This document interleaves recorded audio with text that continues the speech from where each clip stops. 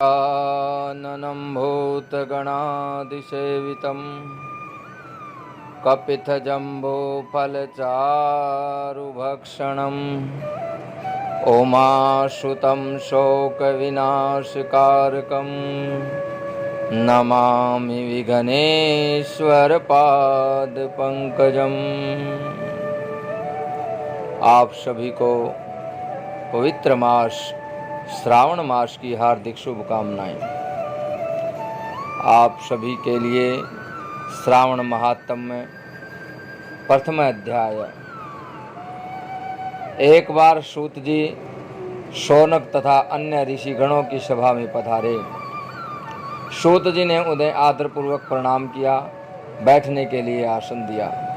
उनके बैठने के बाद मुनिश्रेष्ठ शौनक जी ने सूत जी से पूछा कि हे प्रभु, हम सब मुनियों की इच्छा हो रही है कि आप हमें कोई ऐसी कथा सुनाइए जिसे सुनकर हम सब तृप्त हो जाएं। हमने आपके मुख से अनेक आख्यान सुने हैं।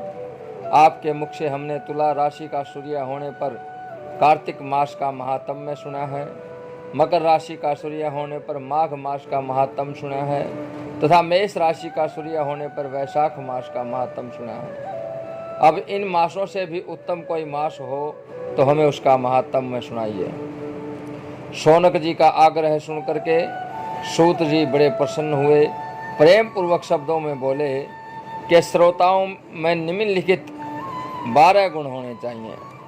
श्रोता दंभ रहित हो, आस्तिक बुद्धि का हो, शठता न हो, परमात्मा में लीन हो, भगवत चर्चा सुनने की इच्छा हो, नम्रता हो, ब्राह्मणों का भक्त हो, सुशील स्वभाव का हो, धैर्यवान हो, पवित्र हो, तपस्वी हो तथा दोषारोपण करने वाला न हो। ये सब गुण आप सज्जनों में विद्यमान हैं। इसलिए मैं प्रसन्नतापूर्वक आपको तत्व की बात सुनाता हूँ। एक बार ब्रह्मापुत्र सनत कुमार ने भगवान शिव से पूछा कि हे महादेव, हमारे हृदय में ऐसे मास के महात्म्य को सुनने की इच्छा हो रही है जो सब मासों में श्रेष्ठ हो। उस मास में कर्मों के करने से अनंत फल की प्राप्ति हो।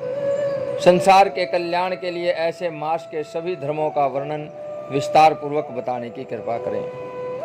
भगवान शिव ने सनत कुमारों की इच्छा जान करके कहा कि वर्ष के 12 महीनों में श्रावण मास मुझे बहुत प्रिय है। पूर्णिमा को श्रावण नक्षत्र का योग हो जाने से इस मास का नाम श्रावण पड़ा। श्रावण मास में सिद्धि प्राप्त होने के कारण इस मास का नाम श्रावण पड़ा। आकाश के समान स्वच्छ हो जाने से नभा नाम कहा गया। श्रावण मास के फलों को कहने के लिए ब्रह्मा जी हुए। इसका महात्म्य को देख करके इंद्र हुए और भगवान अनंत ने इसके फल को कहने के लिए 2 सहस्त्र जिह्वा धारण की थी। इसलिए श्रावण मास के धर्मों की गणना करने के लिए पृथ्वी पर किसी में भी सामर्थ्य नहीं है। इस मास की कला को भी अन्य मास प्राप्त नहीं कर सकते। इस मास का कोई भी दिन व्रत से शून्य नहीं है। इस मास की सभी तिथियां व्रत करने वाली हैं। सनत कुमार बोले, हे महादेव, आपने अभी बताया कि इस मास की प्रत्येक तिथि व्रत वाली है, अतः आप मुझे बताइए कि किस तिथि में कौन सा व्रत रखा गया है, उस व्रत का अधिकारी कौन है, उसका फल क्या मिलता है तथा उस व्रत को करने की विधि क्या है, किसने इस व्रत को किया, उसकी उद्यापन विधि क्या है, उसका देवता कौन है, पूज्य कौन है, पूजन सामग्री क्या है, प्रधान पूजन किसका करना है, जागरण विधि क्या है, किस व्रत का क्या समय है।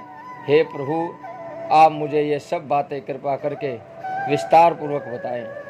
श्रावण मास आपको क्यों प्रिय हुआ, इसे पवित्रम किस कारण से कहा गया, इस मास में कौन सा अवतार उत्तम माना गया है, इस मास में कौन सा अनुष्ठान माना गया है।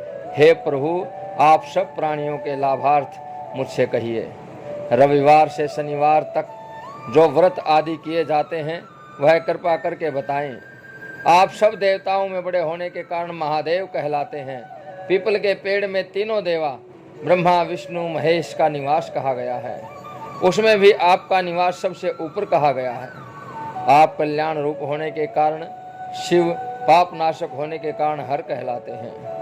शरीर में गणेश जी का अधिष्ठान रूप 4 दल का मूलाधार नाम का चक्र है, उसके ऊपर 6 दल का ब्रह्मा जी का अधिष्ठान नाम का दूसरा चक्र है, सबसे ऊपर 10 दल का भगवान विष्णु का मणिपुर नामक तीसरा चक्र है, चौथा चक्र हृदय में 12 दल का अनाहत नाम का है। इस चौथे चक्र में आपकी स्थिति कही गई है। आपका निवास सबसे ऊपर होने के कारण आपको मुख्य कहा गया है, इसलिए आपका पूजन करने से पंचायतन का पूजन हो जाता है। अब अन्न को ब्रह्ममय कहा गया है। भगवान विष्णु जल रूप कहे गए हैं। जब आप उस अन्न और जल को ग्रहण करते हैं तो आपकी प्रवीणता में किसी को लेश मात्र भी संदेह नहीं रहता। आपका शमशान और पर्वत पर निवास सब प्राणियों को विरक्ति का संदेश देता है। आपके यश का वर्णन करना वाणी से परे है। ओम नमः शिवाय, ओम नमः शिवाय। प्रथम अध्याय भगवान श्री शिव को समर्पित।